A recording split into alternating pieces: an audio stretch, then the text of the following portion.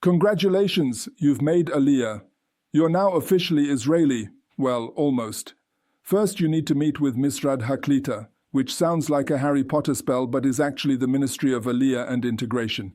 Think of it as your fairy godmother, except instead of a ball gown and glass slippers, you get financial assistance and Hebrew classes, and instead of a magic wand, they have forms. So many forms. If you arrive from abroad, you get to call *2994, just 4 digits. It's like Israel is saying, welcome. We've made it so easy for you. The number is so short because you'll be calling it 47 times before you get through. Phone hours are Sunday to Thursday, 8:30 a.m. to 4 p.m., which is Israeli for exactly when you're doing literally anything else. But wait, did you make Aliyah from within Israel? Oh, you fancy complicated person. You get a special treat, an online eligibility form that must be filled out in incognito mode on Google Chrome. Yes, specifically incognito mode, specifically Chrome. Why, you ask? Technical reasons, they say. What are these technical reasons? Nobody knows. It's a mystery wrapped in an enigma, wrapped in a bureaucratic procedure. Perhaps the form is shy and doesn't want to be remembered by your browser. Perhaps it's dealing with its own identity issues. Who can say? Now it's time to gather documents. This is like a scavenger hunt, except instead of fun prizes, you get to keep your financial benefits.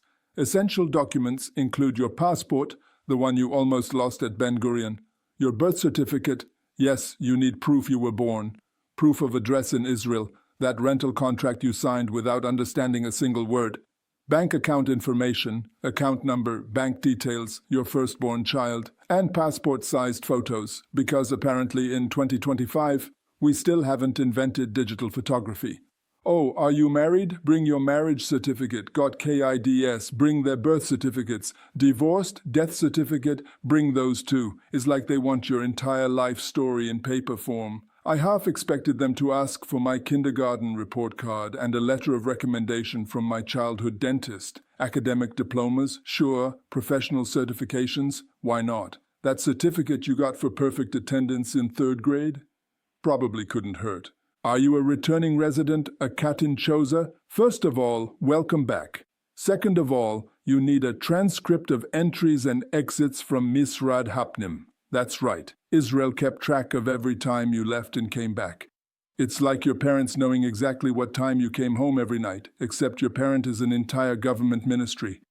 When the big day finally arrives, your appointment will cover 6 thrilling topics. First, registration and documentation, where they'll verify that yes, you are indeed a real person who was really born and really moved here. Then comes Haklita payment setup. You'll learn when money will appear in your account. This is the highlight. This is your Oscar moment. Next, Ulpan information, where you'll get vouchers for Hebrew classes, where you'll learn that every verb has 7 different forms and they're all equally confusing. You'll also create a personalized absorption plan, which is like having a personal trainer, but for becoming Israeli. I'm going to need you to argue at the shuk at least twice a week. Then there's the rights and benefits overview, a detailed explanation of everything you're entitled to, presented at approximately the speed of an auctioneer. Finally, health insurance finalization, which means more forms, because we hadn't quite reached our form quota yet. Here's what you need to know to survive. Book early, because appointment slots fill up faster than hummus disappears at a Friday night dinner. Arrive on time, government offices run on strict schedules. Arrive late and you'll be rescheduled for some time in the next decade. Bring copies of everything. Originals, copies, copies of copies. Make a copy of this guide while you're at it. Have questions ready and write them down, because the moment you sit down, your brain will turn into hummus. And save the hotline number *2994 in your phone under Future Regret, because you will need to call them again.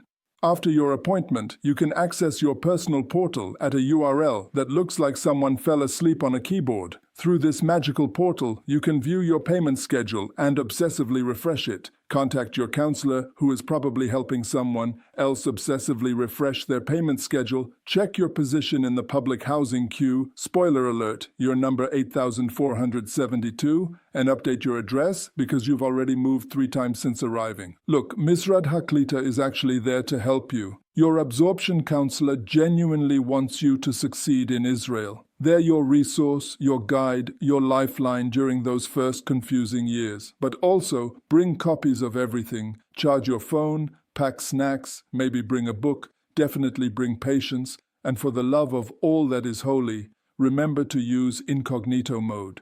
Welcome to Israel. You're going to do great. Probably, eventually.